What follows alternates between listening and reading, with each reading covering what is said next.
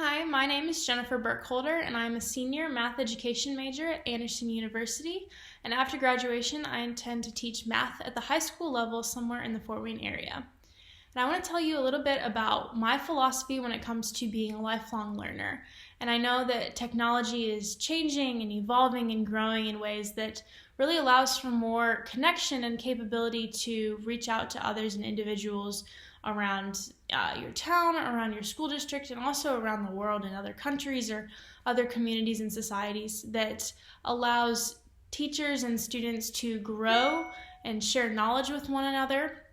And I believe that it is important for teachers to continue reaching out and growing and learning, and also to encourage students to do the same and to never stop being learners, so to continue reaching out and learning from other individuals even after they leave the classroom. And something that I'm doing to try to enforce those beliefs on myself is I'm creating a PLN in which I follow individuals and organizations like NCTM through Twitter, and I'm on Flipboard, which helps give me educational news and helps me stay up to date on the things happening in the educational world today, with so much happening. And also just people on Spotify listening to podcasts or YouTube and following other blogs and things like that of secondary math teachers that help me get new ideas for my future classroom and stay up to date on all the things that are happening. And I also want to tell you a little bit about just technology as a whole. And as I said, I know that technology is changing and it is growing. But with that, I also know that not every student has the same access to technology that other students do. So whether that be they don't have devices at home that others do, or even that they don't have internet or even high-speed internet that they're able to do assignments through if they're assignments online. And I know that some technology tools, even if they do have the access, are just too difficult to use and they are not fit for the classroom in as best as possible. And that can create some areas of difficulty and confusion where students may understand the concept, but they just don't understand how to use the technology tool. And I believe that it is important to, first of all, understand where your students are coming from. So what access to technology they have, if they have internet at home, if they have devices at home that they can submit assignments or whatever that may be. And I think a great way of doing this is through a Google form or just having meetings with students. That way it's private, but you can kind of get an understanding of where your students are before going into the year and signing assignments online or on paper or whatever it may be.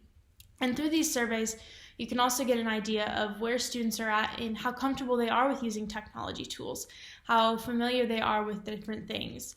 And that way you can gauge and figure out how you can best help your students as you work through a tool.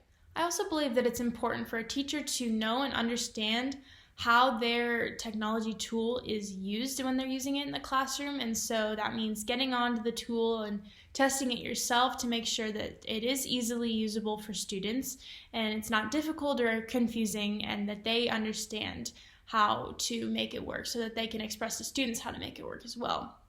And some things that I'm doing to try to prepare myself for my future classroom and my future students is I am getting on these websites and I'm kind of playing around with some of the different features. So in particular, one website is GeoGebra, and I've gotten on and looked at the different features and played with some of the different settings and things like that that students would have access to. And I have just tested, see how easy it was to use and for students to be able to get their point across and understand what is happening when they do different things on the website. And I'm also very passionate about making sure that every student is able to complete an assignment in whatever way possible. So I intend to, once I understand where all my students are at with technology and their access to it, I plan to give an option for a paper assignment or an online assignment. That way that they have both options. They can complete whichever one is easier or most beneficial for them. And that way, if they have access to the technology, they're more than welcome to use it. But if they don't, then they have a paper copy that works just as well, and they won't get counted off, and they won't have to find excessive means to find technology in order to do the assignment. That way that every student has what works best for them, and they will be graded as such and not based on their technology use and their availability to technology. And so thank you for your time and for your consideration for me in your faculty and building. And I hope that tells you a little bit about some of my beliefs and some of the things that I'm doing when it comes to my philosophy on technology and being a lifelong learner.